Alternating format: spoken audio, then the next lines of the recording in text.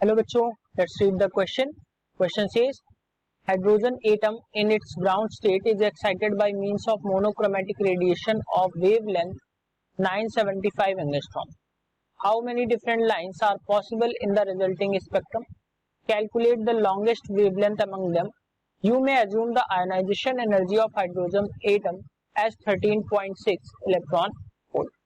बच्चों यहाँ पे हम बात करते हैं इसके सॉल्यूशन की.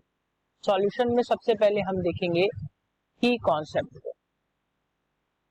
सो की कॉन्सेप्ट में ध्यान रखिए, अगर हम बात करें न्यूटन के आइंस्टाइन के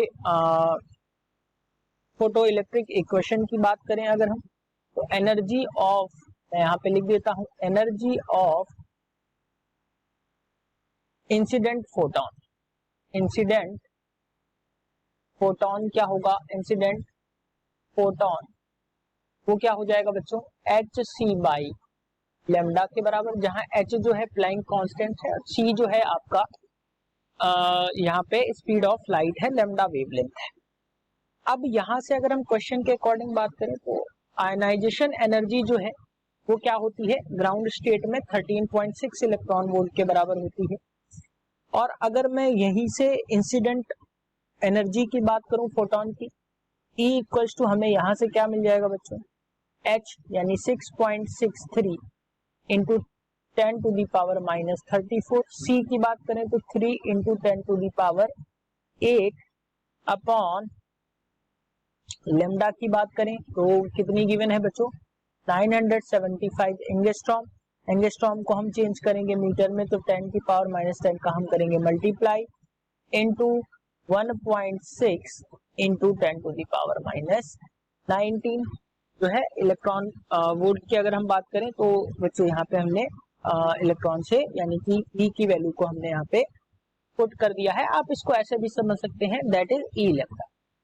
यहाँ पे अगर मैं बात करूं बच्चों ई की एनर्जी की, तो ये हमें क्या मिल जाएगी, 12, ये हमें मिल जाएगा बच्चों 12.75 इलेक्ट्रॉन वोल्ट के बराबर. अब अगर हम इसके अकॉर्डिंग बात करें तो जो इलेक्ट्रॉन है वो nth ऑर्बिट में हमने एक्सर्ट कर दिया. Let electron is exerted to nth orbit. Question के अकॉर्डिंग अगर हम देखें तो वेवलेंथ जो है हाइड्रोजन एटम ग्राउंड स्टेट से एक्साइटेड किया गया, तो किस ऑर्बिट तक पहुंचा, तो हमने मान लिया nth ऑर्बिट तक पहुंचा. तो इसके लिए अगर हम E की बात करें तो वो क्या हो जाता है बच्चों, 13.6 into 1/n1 square minus 1/n2 square. n2 की वैल्यू हमने क्वेश्चन के अकॉर्डिंग मान ली कि ये nth ऑर्बिट तक है, तो n2 की वैल्यू हमने मान ली बच्चों n है, और n1 की वैल्यू क्या है, ग्राउंड स्टेट से है तो 1 हमने रख लिया. E की वैल्यू पहले से पता है, यानी कि अगर हम 12.75 रखें तो ये क्या हमें मिल जाएगा, 13.6 इंटू 1/1 माइनस 1/n2 स्क्वायर. यहां से अगर हम बात करें बच्चों n2 की वैल्यू, यानी कि n2 की जगह हमने क्या माना था, n माना था, इट शुड बी 13.6. तो n2 हमने n माना था, n की वैल्यू हमें यहाँ से क्या मिल जाएगी 4, यानी कि जो ऑर्बिट रहेगी वो आपकी कौन सी रहेगी, फोर्थ ऑर्बिट तक रहेगा. नेक्स्ट स्लाइड में अगर हम देखें तो जो पॉसिबल वैल्यूज हैं वो कुछ इस तरीके से होंगी, यानी कि जो ऑर्बिट्स हैं वो मैं बना देता हूँ. ये n इक्वल्स टू 1 है, n इक्वल्स टू 2 है, n इक्वल्स टू 3 है और n इक्वल्स टू 4, यानी कि जो एक्साइटमेंट रहेगा वो nth ऑर्बिट यानी कि फोर्थ ऑर्बिट तक रहेगा, जैसा कि हमने देखा. अब क्वेश्चन के अकॉर्डिंग अगर हम बात करें तो पूछा गया how many different lines are possible, तो कितनी लाइंस पॉसिबल है. अब मैं यहाँ से अगर देखूं तो जो लाइन पॉसिबल होंगी वो क्या होंगी, एक तो 4 to 1 की अगर हम बात करें 4 to 2 मिलेगा और 4 to 3 मिलेगा. अगर हम 3 से देखें बच्चों तो थर्ड ऑर्बिट से देखें तो ये हमें मिलेगा 3 to 1 और 3 to 2 मिलेगा. और अगर हम सेकेंड ऑर्बिट से देखें बच्चों तो यहाँ से हमें एक चीज और मिल जाएगी 2 to 1.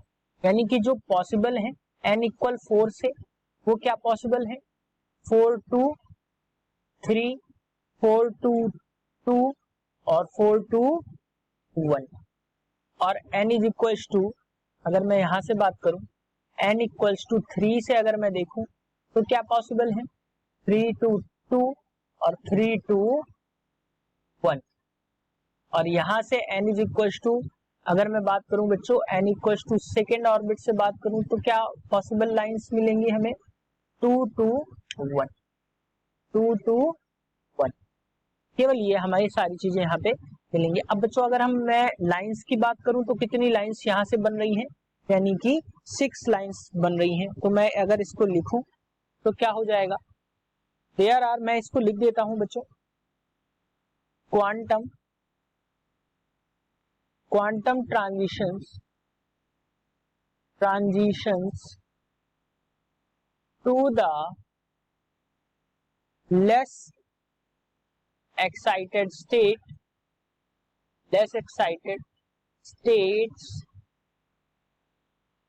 give 6 possible लाइंस, क्योंकि मैंने ऊपर बताया है कितनी लाइंस मिली हमें 6 पॉसिबल लाइंस मिल सकती हैं। अब लॉन्गेस्ट वेवलेंथ की बात की है क्वेश्चन के अकॉर्डिंग, मैं देख लेता हूं पीछे क्वेश्चन क्या कह रहा है। तो पहली बात तो अगर हम फर्स्ट पार्ट की बात करें तो कितनी लाइंस पॉसिबल हैं 6 लाइंस पॉसिबल हैं।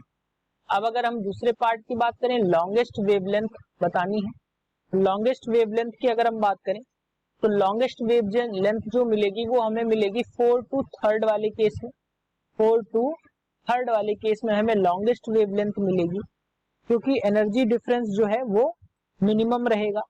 अब अगर हम मिनिमम एनर्जी डिफरेंस को देखें तो क्या रहेगा E, that is E4 to E3 equals to कितना रहेगा बच्चों 13.6, 1/n1 स्क्वायर माइनस 1 सेम फॉर्मूले में पुट करेंगे तो 3 to 4 आ रहा है, मैं यहाँ पे पुट कर दूंगा।